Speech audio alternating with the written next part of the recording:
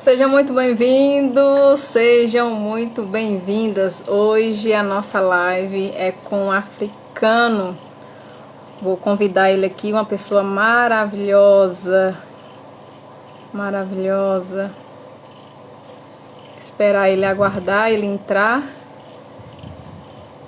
Já já ele vai entrar e nós vamos conversar com ele.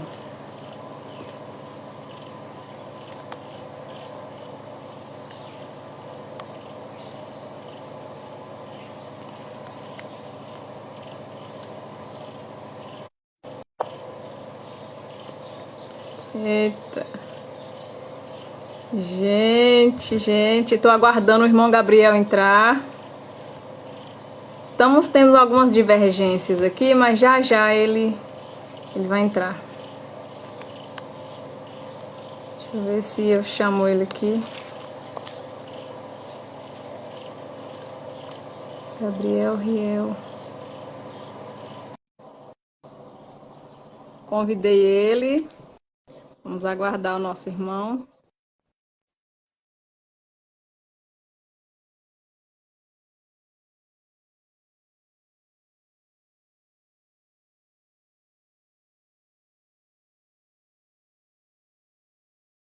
Estou convidando o nosso irmão Gabriel.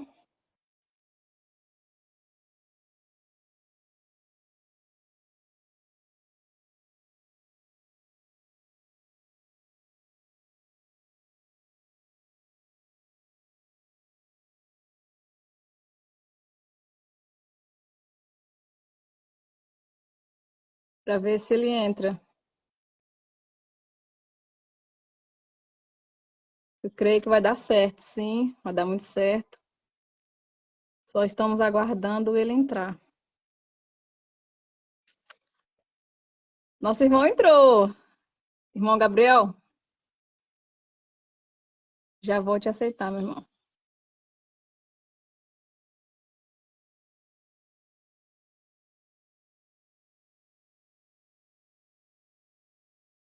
Aceitei. Já? Ok. Ok. Seja bem-vindo, meu irmão. Seja muito bem-vindo. Eu agradeço o convite a todos, de todos. Agradeço também a participação de todos. Muito obrigado por este convite. Nós estamos aqui para falarmos da parte do nosso Senhor e Salvador Jesus Cristo. Nós somos homens enviados da parte do nosso Senhor. E muito obrigado pelo convite, minha irmã Snaia, pelo convite. Que Deus e nos acompanhe nessa jornada que vamos ter a partir desse momento. Amém. Amém. Amém, amém. Você que está no outro lado, nos Irmão acompanha. Gabriel. Amém. Alô? Irmão Gabriel, ok. Eu conheci o irmão através do Manassés Queiroz. Amém. Amém. É o meu companheiro, o meu amigo, pastor Manassés. Exatamente. Por meio dele que eu conheci o irmão. E fiz um curso do irmão. E nós estamos juntos aí. Amém. Amém. Louvado seja o nome de Deus. Somos uma equipe. Trabalhamos juntos. Amém. Amém. Amém. Hoje o irmão vai falar sobre o GPS da salvação. Com É certeza. isso? Com certeza. GPS. Nós chamamos em inglês como Gospel Plan of Salvation from our God. Ou Plano de Salvação de Deus para a Humanidade. GPS. Nós vamos aprender isso hoje e neste momento que nós vamos começar. Glória a Deus. O irmão está falando de qual lugar, irmão? Para as pessoas que estão vendo nós aqui saber de onde o irmão está falando. Neste momento estou a falar a partir da Zâmbia, a Southern Province, a Rusango University, Monze. Estou a falar a partir da Zâmbia. Zâmbia é o país, Southern Province nós chamamos de estado. Aqui é Southern Province é estado. Southern Province é a Zâmbia. E Monze, Monze é a cidade.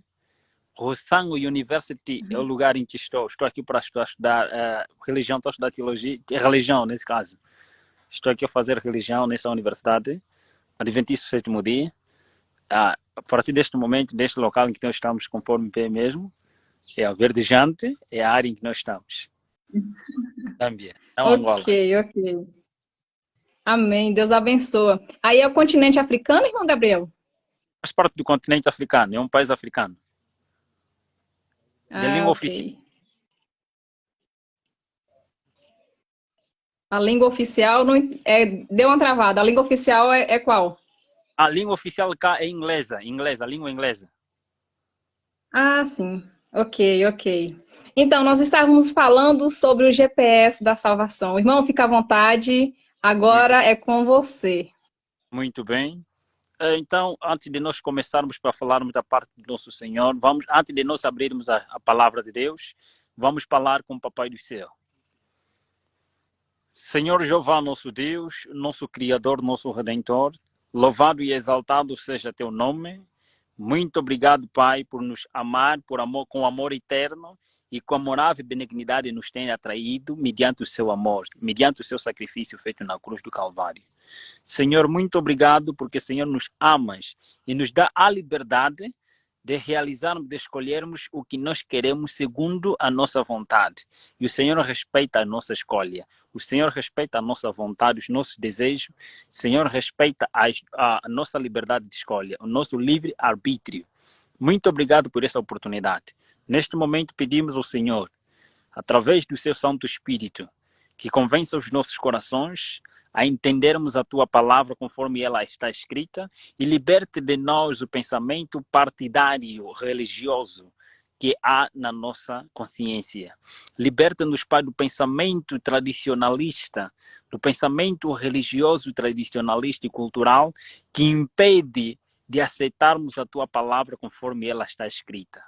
Salve-nos pelo teu reino e convença-nos conforme o Senhor Jesus disse, que quando o Espírito Santo vier, ele convencerá o mundo do pecado, da justiça e do juízo. E nos fará entender a tua palavra. Neste momento, rogamos em nome do bendito Salvador Jesus, seja feita a vossa vontade. Amém. Amém. Amém. Glória a Deus. Amém. Louvado seja o nome de Deus. Neste momento, antes de tudo, nós vamos abrir a palavra de Deus, vamos deixar que Deus fale para nós. Às vezes as pessoas pensam que a salvação é simplesmente uma mitologia ou um mito que os cristãos utilizam para falar de Deus, porque têm medo das consequências, ou têm medo da morte, têm medo do futuro. Mas na realidade vamos ouvir o que a Bíblia Sagrada fala para nós, antes de nós falarmos de Deus e do seu plano para com a humanidade. A Bíblia diz-nos, Salmos capítulo 34, versículos 8, a Bíblia fala para nós o seguinte. Pegue na sua Bíblia e confirme se é mesmo assim que está escrito. Salmos capítulo 34, versículos 8, diz o seguinte. Provai e vede como o Senhor é bom. Como é feliz o homem que nele se abriga. Talvez a tua Bíblia, João Ferreira de Almeida, eu estou a ler a versão de King James, atualizada. King James, versão inglesa. Então, a Bíblia fala para nós, provai e vede que o Senhor é bom. Talvez você já ouviu falar a partir de muita gente dizendo que Deus é amor, Deus é bom, Deus faz isso, mas outros também dizem que Deus não é bom. Por quê? Porque eles provaram e viram que Deus não é bom.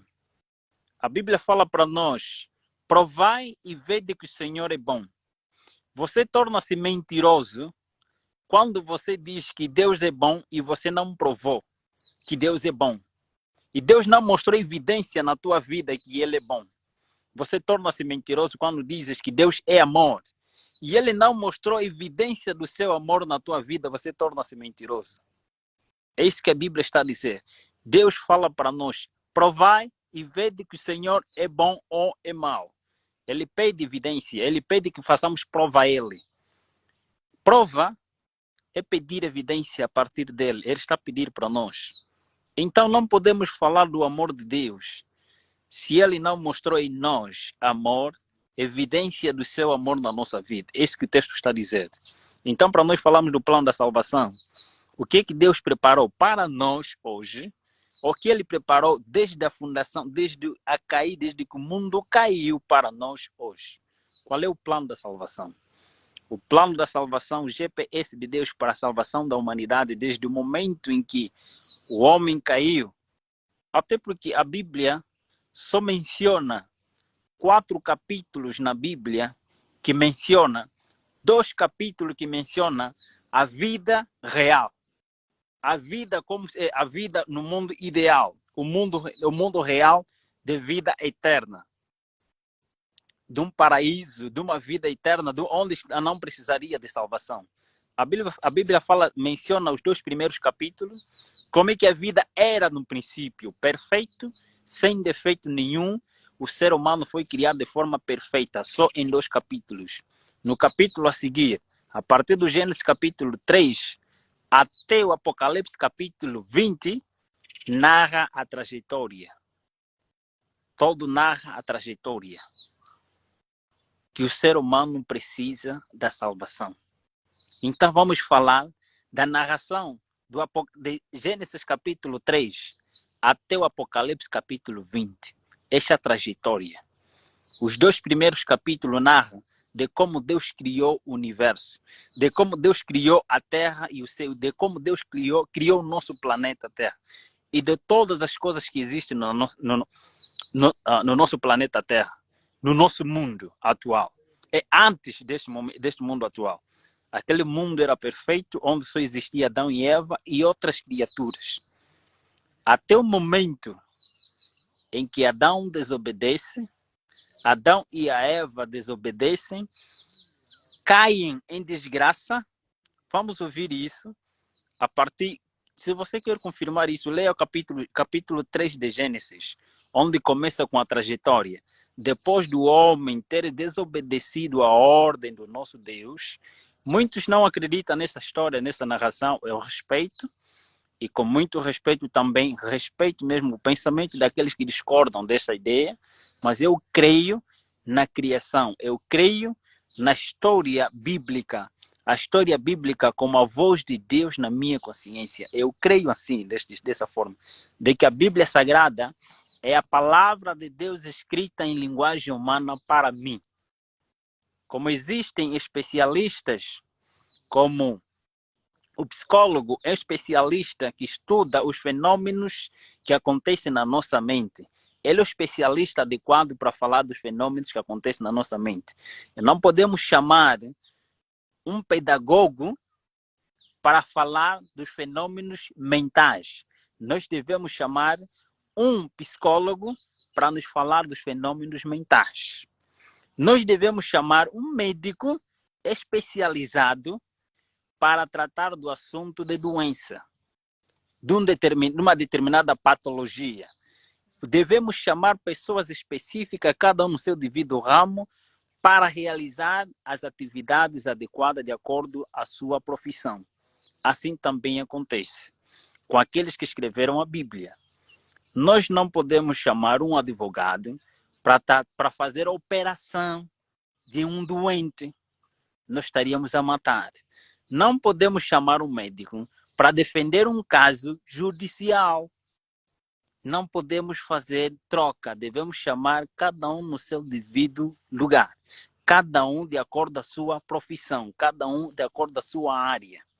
Não podemos chamar um pedagogo para ir numa clínica e tratar o assunto, para receitar. Não podemos chamar um pedagogo para ele receitar a medicação a um doente. Devemos chamar um doutor especializado na área. Um doutor da medicina especializado na área, porque estaríamos a matar. Assim também aconteceu com aqueles que escreveram a Bíblia. São chamados profetas. Profetas são especialistas a quem Deus os chamou e os capacitou para que eles se tornassem um meio de comunicação. Os tornou especialistas em profecia para anunciar aquilo que Deus queria para o povo, para todas as gerações. A Bíblia Sagrada é um livro de todas as gerações, é um livro para a humanidade.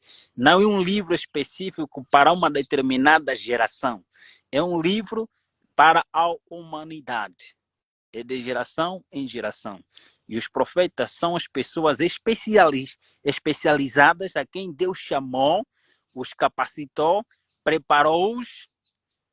Eles deu a especialidade de serem profetas, de serem os mensageiros de Deus, para transmitir o pensamento de Deus em linguagem humana.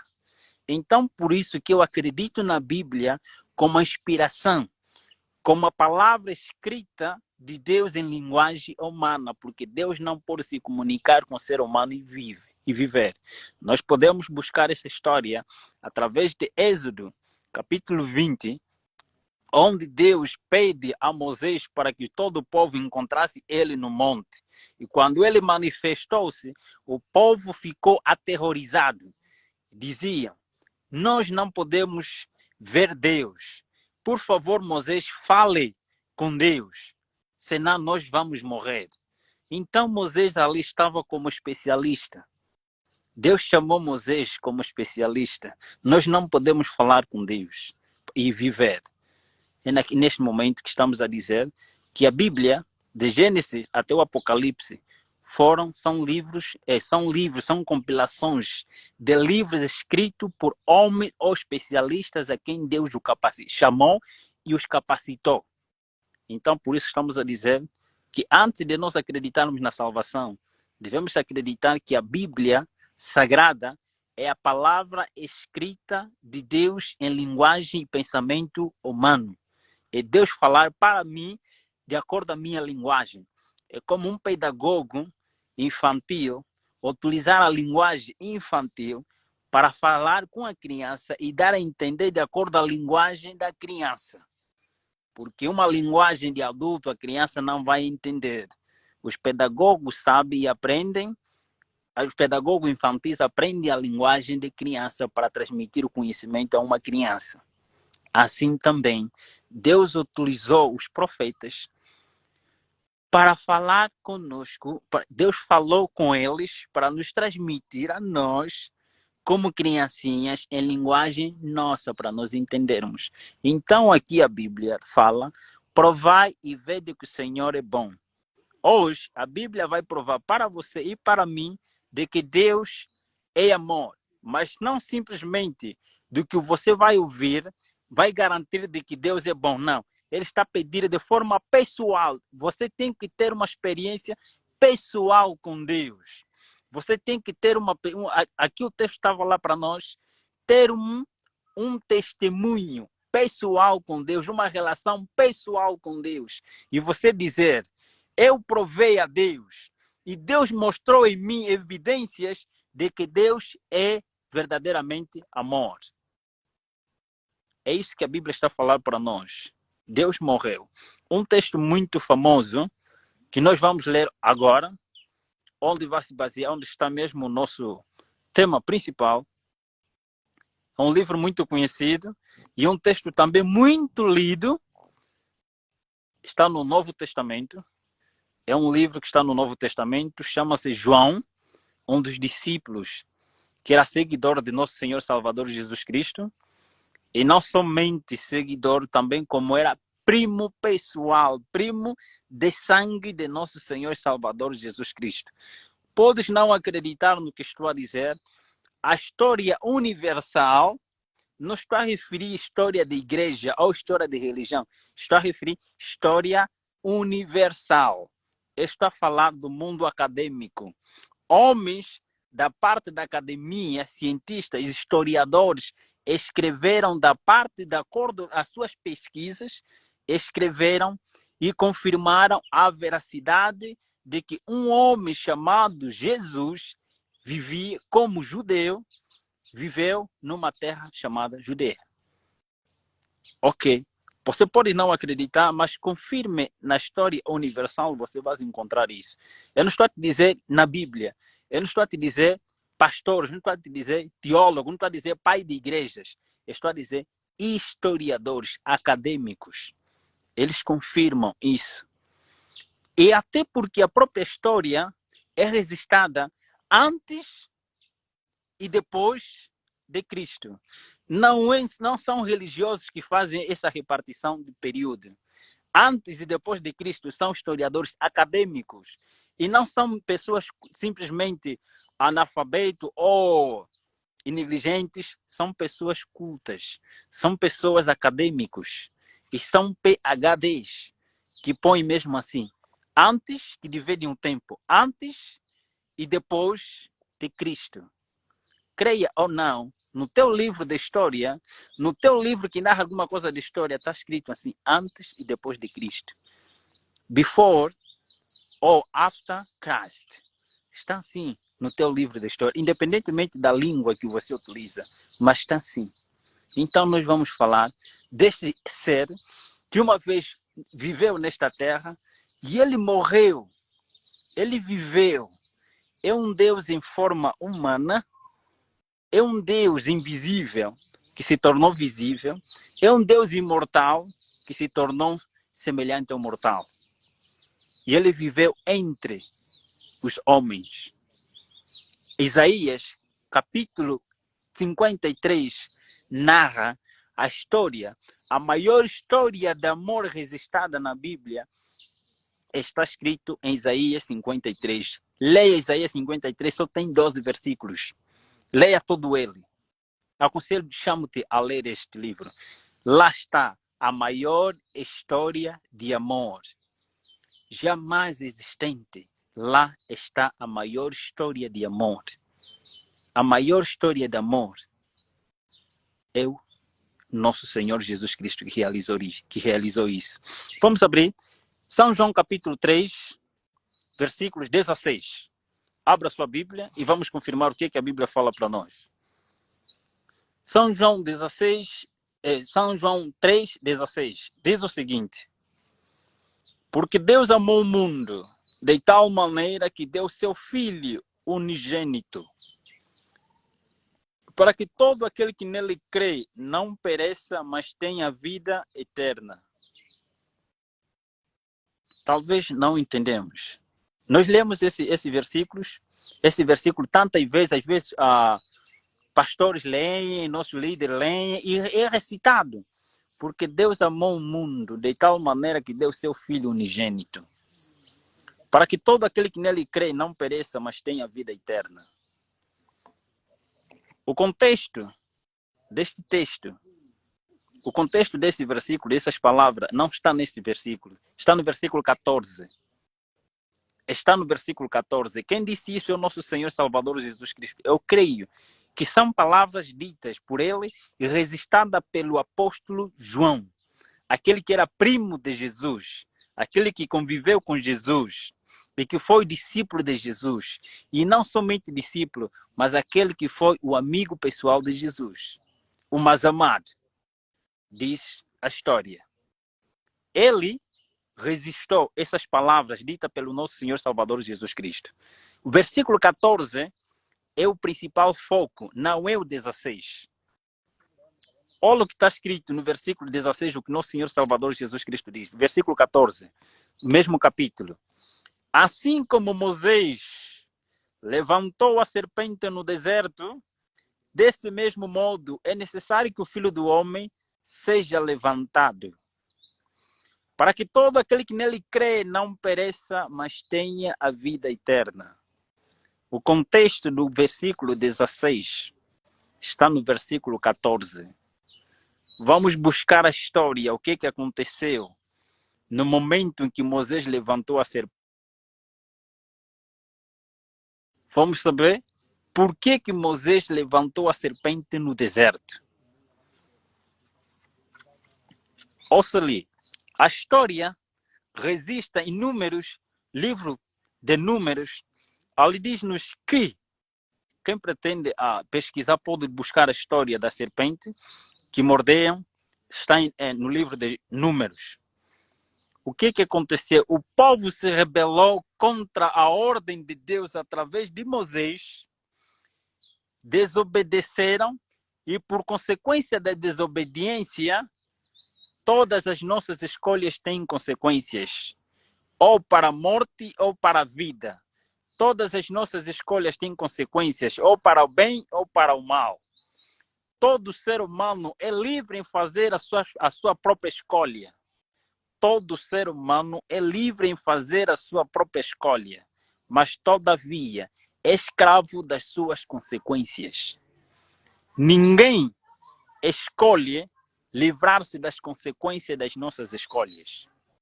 Somos escravos das consequências das nossas escolhas. Neste momento, naquele momento em que as serpentes, não somente serpentes, mas eram serpentes venenosas, que estavam a matar as pessoas que estavam naquele deserto, que estavam naquele acampamento.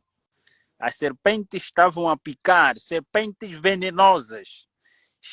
Tinham veneno mortal, que cada picada que eles realizavam, a pessoa morria. Estava a morrer muita gente pela picada dessas serpentes. O que aconteceu? Deus orientou a Moisés que que fizeste uma serpente de prata e levantasse, para que todo mundo que contemplasse naquela serpente fosse salva. Sabe o que significava aquela serpente? É um símbolo de que quando Jesus Cristo for pregado na cruz do Calvário, ele libertaria o povo do veneno da cobra, do veneno da serpente mortal. Dá para entender o que aconteceu naquele momento? Então, esse é o contexto. Por isso que o versículo 16, dá ênfase de que aquele mesmo Deus que salvou aquelas pessoas da picada, que salvou as pessoas do veneno da serpente daquela época, para que todo mundo que contemplasse aquela glória, que contemplasse aquela serpente, contemplasse Jesus, contemplasse o Salvador. Então, aquela serpente, a serpente venenosa, o Apocalipse fala para nós de que a serpente é um grande dragão que está irado com toda a humanidade. E ele lança um veneno para o ser humano morrer, e esse veneno é um veneno mortal. E este veneno chama-se pecado. Este pecado envenena-nos e nos leva longe do nosso Criador. Este mesmo veneno mortal que chama-se pecado nos afasta de Deus. Mas quando nós contemplamos Jesus Cristo na cruz do Calvário, nós contemplamos a salvação. Nós vemos Jesus Cristo pendurado na cruz do Calvário e dizemos: Senhor, salva-me. Senhor, liberta-me. E Senhor Jesus aparece dizendo: filho, eu estou aqui para salvar você. Temos muito para dizer, mas a bateria está a pedir que a carga está a terminar. É só para dizer que o nosso Deus tem um plano. Ele já planejou. Isso é no princípio. Está registrado em Gênesis capítulo 3, versículos 15.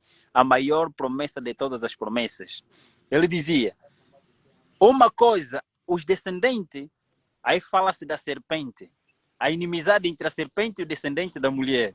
A serpente, símbolo de quem é Satanás. O veneno é o símbolo do pecado que ele mesmo lança. Ele incentivou o ser humano a pecar. Agora nos tornamos escravos do pecado. De uma forma natural, é impossível nos libertar da nossa natureza pecaminosa. É impossível nos libertar das nossas tendências pecaminosas. Jeremias 17, 9 fala para nós: o coração do ser humano é um coração enganoso. Enganoso mais do que todas as outras coisas é o coração humano. Talvez você já ouviu dizer que o meu coração, a minha igreja é meu coração. O teu coração é enganoso. O teu coração está cheio de pecado, de orgulho, de vaidade, de presunção, de desejos pecaminosos. O nosso coração é enganoso. Ezequiel capítulo 30, 36 e 37, ali fala para nós: Deus quer retirar de nós esse coração de pedra na nossa carne, através do seu sacrifício feito na cruz do Calvário. Esse é o milagre de todos os milagres que Deus quer fazer na tua e na minha vida. Esse é o plano de Deus para a tua e a minha vida. O plano de Deus na tua e na minha vida é você primeiro ouvir a maior história de amor, a maior história de todas as histórias de amor, registrada em Isaías capítulo 53. Leia esse capítulo. Leia e releia. Só tem 12 versículos. E agora, o plano de Deus para ti, para mim, o plano de Deus para ti e para mim é o seguinte.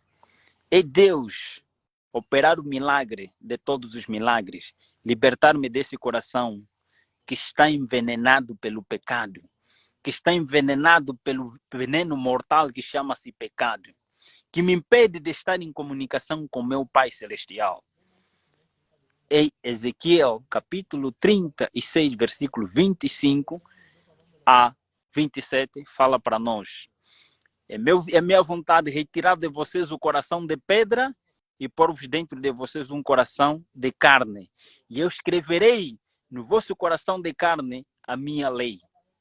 Esse é o maior milagre de todos os milagres que Deus quer operar na nossa vida. Porque nesse mesmo capítulo que nós acabamos de ler, os versículos que se seguem fala de que Deus deu-nos a liberdade. Deus nos deu a liberdade de aceitarmos. Ele nos deu. Deus nos predestinou para a salvação. Esse versículo fala da predestinação de Deus. Vamos ouvir. Porque Deus amou o mundo de tal maneira que deu seu Filho unigênito, para que todo aquele que nele crê não pereça, mas tenha vida eterna. Deus predestinou a humanidade para a salvação. Mas, todavia, nem todos têm este privilégio de aceitar esta predestinação. Nem todo mundo está preparado para aceitar esta salvação. Por isso, Deus é Deus da liberdade. Vamos ouvir que a Bíblia fala mesmo para nós. Portanto, versículo 17. Portanto, Deus enviou seu Filho ao mundo, não para condenar o mundo, mas para que o mundo fosse salvo por meio dele. Quem nele crê não é condenado, mas quem não crê já está condenado, porque não acreditou no nome do Filho unigênito de Deus. Ouça que a Bíblia está a falar para nós. A condenação não está em Deus, a condenação está em nós rejeitarmos a salvação. A condenação não está na parte de Deus, está na nossa própria escolha, em aceitarmos o bem ou o mal.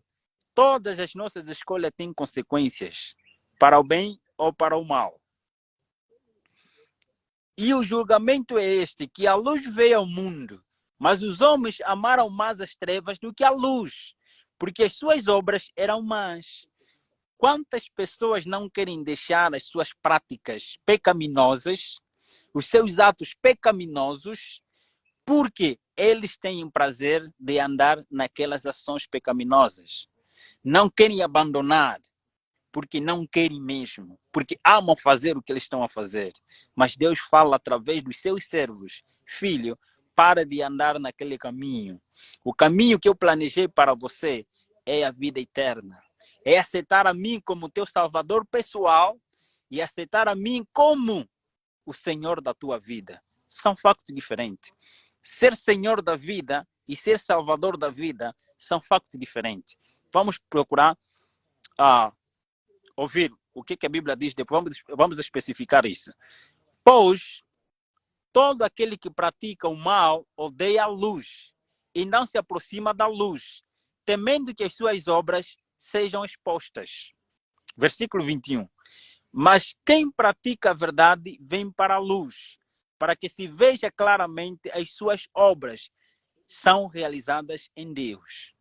A Bíblia fala para nós: todo aquele que pratica o mal e tem prazer de praticar o mal, ele rejeita a luz, rejeita a verdade, rejeita automaticamente a verdade, o plano de Deus para a sua vida.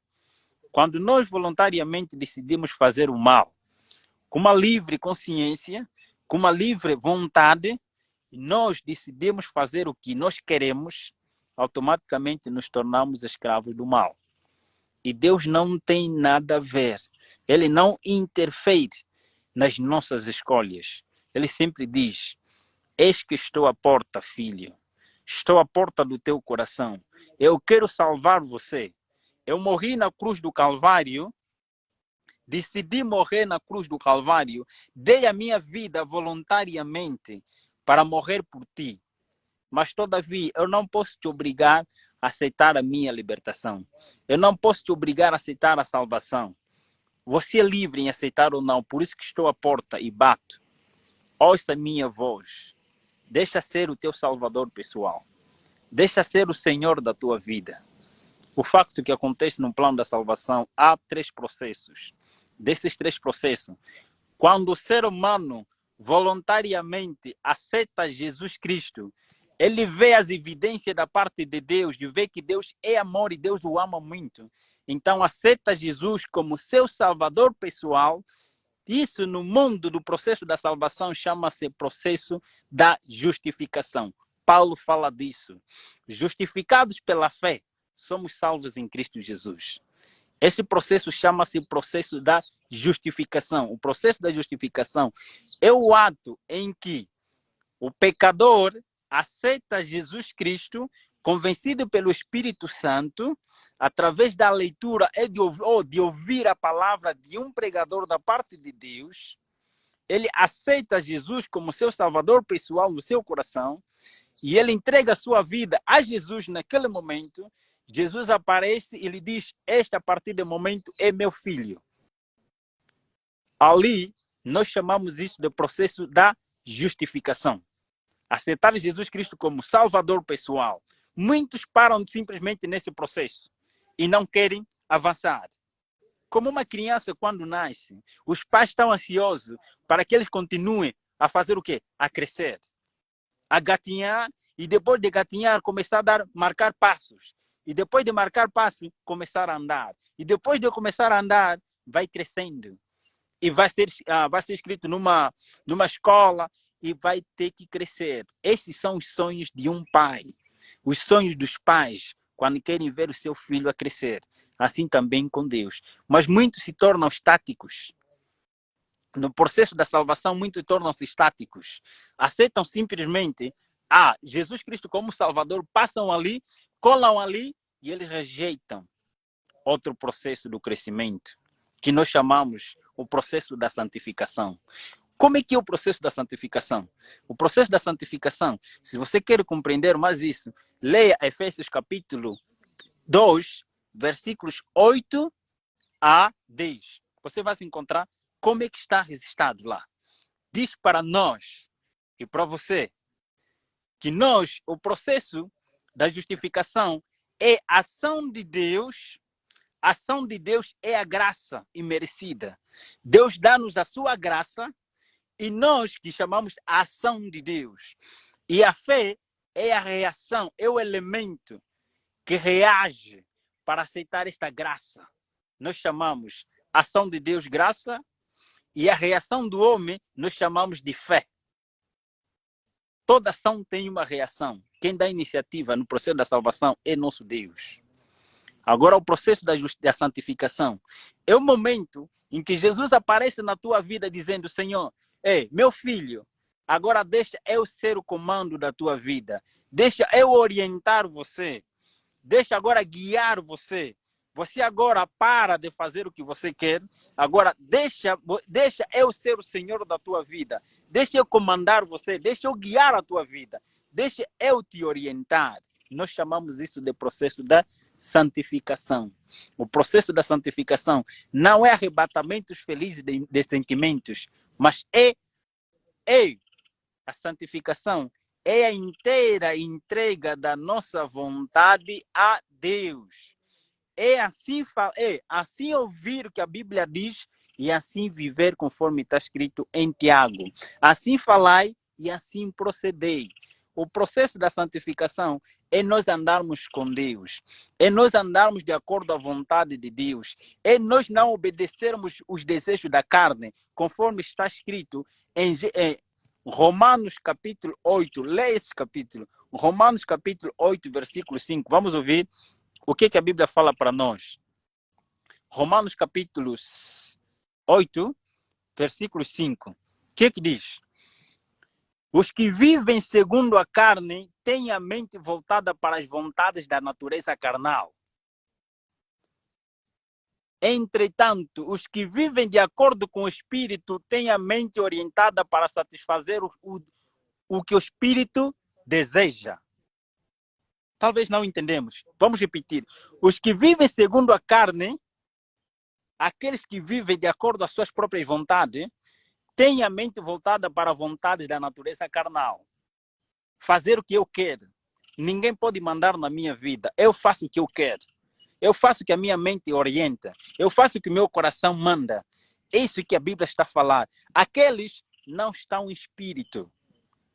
Ouça a segunda parte. Entretanto, os que vivem de acordo com o Espírito têm a mente orientada para satisfazer o que o Espírito Santo deseja. Aqueles que aceitam Jesus Cristo de verdade como Salvador pessoal e aceitam como Senhor da sua vida, eles permitem que o Espírito Santo guie as suas vidas. Eles dizem, aos meus desejos, não, mas a vontade de Deus, sim. Se essa é a tua vontade, aceitar a Jesus Cristo como teu Salvador pessoal, e não somente como teu Salvador pessoal, mas como Senhor da tua vida, e se preparar para o processo da glorificação. O processo da glorificação está registrado em 1 de Tesalonicenses, capítulo 5, e 1 de Coríntios, capítulo 15, nos versículos 51 a 54. Onde vai acontecer o processo da glorificação. Sermos transformados pela glória de Deus. Do nosso corpo mortal para o corpo imortal. Então nós viveremos, vamos passar agora para o processo da glorificação. Viver eternamente. Mas primeiro você tem que passar no processo da justificação. E passar no processo da santificação, que é a transformação da tua mente. A transformação do teu coração. Entregar o teu coração a Deus, entregar a tua mente a Deus. Esse é o propósito de Deus.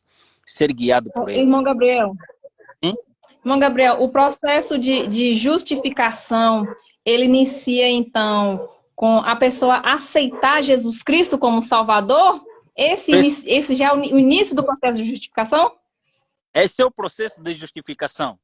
O processo de justificação é aceitar Jesus Cristo como teu Salvador pessoal e como teu libertador pessoal. Este é o processo, termina ali, o processo da justificação. Aceitar Jesus Cristo como meu Salvador pessoal. Ali termina o processo da justificação. E começa o processo da santificação. Agora Deus fala, este é meu filho. Este é meu filho. Ele me aceitou como meu Salvador, como seu Salvador pessoal. Ali termina o processo. E começa um outro processo agora. O processo da santificação. É agora permitir que Jesus seja o Senhor da minha vida. Senhor é aquele que orienta. Senhor é aquele que manda. Senhor não pede, Senhor ordena. Então, Ele agora quer ordenar na nossa vida. Ele vai querer guiar-nos, conforme o texto bíblico fala para nós. E também Gálatas capítulo 5 fala, todos aqueles que estão em carne, antes de nós aceitarmos Jesus, éramos escravos da carne, escravos dos desejos da carne. Fazíamos o que o nosso coração queria. Mas quando agora aceitamos Jesus Cristo como nosso Salvador pessoal, passamos no outro processo. Agora já não é eu a querer. Agora é Deus a querer que eu faça o que Ele quer, não o que eu quero. Esse processo da transformação do meu caráter, nós chamamos de processo da santificação. Jesus ser o Senhor da nossa vida. Esta é a diferença. Então, nós estamos aqui. Irmão Gabriel, sim? Quando você está falando essa parte, é muito interessante, é muito interessante. Certo. Quando você fala do processo de santificação, então, como que o cristão ele vai conseguir entrar nesse processo? É ele mesmo que tem que decidir parar de fazer aquilo que a carne deseja, ou ele tem alguma força espiritual para ajudar ele a parar? Como é que é isso? Muito bem. Deus está disposto para ajudar na decisão. O ser humano, nesse processo, o ser humano só precisa aceitar. Só precisa aceitar Jesus Cristo como seu Salvador pessoal e decidir, por sua livre e espontânea vontade, ser santificado. Ali aparece o Espírito Santo de forma invisível, nos dar vitória dos nossos desejos. Se eu amava beber, se eu consumia álcool e eu lutava, tinha prazer, agora o Espírito Santo vai aparecer para nos dar força de dizer, filho, não consuma mais o álcool. Ele pode prejudicar o teu quê? A tua mente. Filho, pare de ser um adúltero. Esta vida não é boa. Agora passe a viver de acordo com a minha vontade. E o ser humano vai obedecendo. O ser humano vai escolher. E o Espírito Santo vai lhe dar força e poder necessário para vencer os desejos pecaminosos dele. Então, o que o ser humano tem nesse processo? Aceitar. Permitir com que o Espírito Santo trabalhe na vida dele. E o milagre vai acontecer. O milagre acontece quando nós admitimos, quando nós permitimos que o Senhor seja, que o Espírito Santo me guie. O milagre acontece de forma natural. Eu sou testemunha disso. O Espírito Santo vai te falar, vai te fazer com que você deixe aquilo que era impossível você deixar por si mesmo. Ele vai te dar força necessária. Vai te dar o poder sobrenatural para você vencer aquela inclinação pecaminosa, aquele desejo pecaminoso, aquelas ações pecaminosas que você gostava de fazer, aqueles caminhos pecaminosos que você gostava de andar. Então, ele vai orientar, vai te dar força para você resistir e não fazer mais. Com o passar do tempo, nós chamamos esse processo da santificação. O tempo vai passando, o Espírito Santo vai transformando, você vai te dando poder e você vai testemunhando de como Deus fez na tua vida. Nós chamamos isso. Vede, provai e vede que o Senhor é bom. Então, é nesse sentido. Deus agora vai entrar. O processo é interno, não é externo. Nós não conseguimos ver o milagre, assim conforme Jesus Cristo disse. Todo aquele que é nascido da carne é carnal, mas todo aquele que é nascido do Espírito é Espírito. Ninguém pode ver o processo do vento. Ninguém sabe de onde o vento vem, nem para onde o vento vai. Assim também é o processo da santificação. Quando o Espírito Santo está trabalhando na nossa vida, nós vemos através dos frutos, da parte externa. As pessoas ao nosso redor vão testemunhar essa pessoa mudou. Ele mesmo está a lutar dentro de si, mas as pessoas ao seu redor vão testemunhar. Há alguma coisa sobrenatural acontecendo nesta pessoa. Isto nós chamamos processo da santificação. O milagre, de todos os milagres que Deus quer operar, é a mudança do teu coração. Não é ressuscitar a pessoa que já morreu. Não é te curar do câncer que você tem. Lázaro, uma vez, foi amigo de Jesus. Morreu e Jesus ressuscitou ele, mas agora continua morto.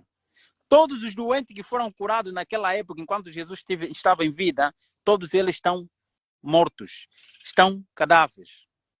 Hoje, o milagre que Deus quer operar de todos os milagres é a mudança do teu coração, é a transformação do teu caráter. Este é o milagre com que Jesus Cristo morreu para operar em ti e em mim, o querer e efetuar segundo a vontade dele. A mudança desse coração de pedra da nossa carne, este coração egoísta, orgulhoso, presunçoso, mentiroso, tudo que é de mal está nesse coração enganoso. Ele quer transformar esse coração. Então, o processo da santificação é um processo interno, é um milagre da parte de Deus, que não pertence ao homem, é só o homem permitir, e Deus faz em nós esta operação. E as pessoas testemunham, e eu mesmo testemunho, porque a minha consciência começa a mudar, o meu pensamento começa a mudar, tudo que é em minha vida começa a mudar para o bem. Tudo agora para o bem. O meu pensamento agora começa a pensar tudo para o bem de quem? Das pessoas. Em primeiro lugar, não é só eu. Agora, em primeiro lugar, é quem? É outras pessoas. E começo a amar as pessoas de forma natural, porque o Espírito Santo está trabalhando na tua e na minha vida. Esse é o processo que Deus quer operar. É um milagre que Deus quer operar. Transformação. Termos o caráter de Cristo. Para quando Ele voltar pela segunda vez, nós vemos o testemunho, nós vemos o mundo da forma que está. Se você ver o jornal, cada vez que você liga a tua televisão e vê o jornal, está te dizendo Jesus está voltando. São sinais. Quantas pessoas estão a morrer na Rússia? Quantas pessoas estão a morrer na Ucrânia? E quantas pessoas estão a morrer nesses países? Você sabe quantas pessoas estão a morrer? Quantas famílias estão a ficar sem os seus membros? Muita gente. E existem lugares ainda que estão a morrer pessoas por causa da maldade de outras. Deus quer nos levar. Ele quer voltar pela segunda vez para buscar os seus. Mas Ele quer que você primeiro aceite o seu plano de salvação. Não quer te encontrar de surpresa. Ele quer levar você para Ele mesmo. Ele quer preparar você hoje. Se é tua vontade aceitar Jesus Cristo como teu salvador pessoal e aceitar Jesus Cristo como Senhor da tua vida, então vamos falar com o Papai do Céu. O telefone vai desligar. Que Deus nos abençoe. Vamos falar com o Papai do Céu. Amém, amém. Senhor, Amém, amém.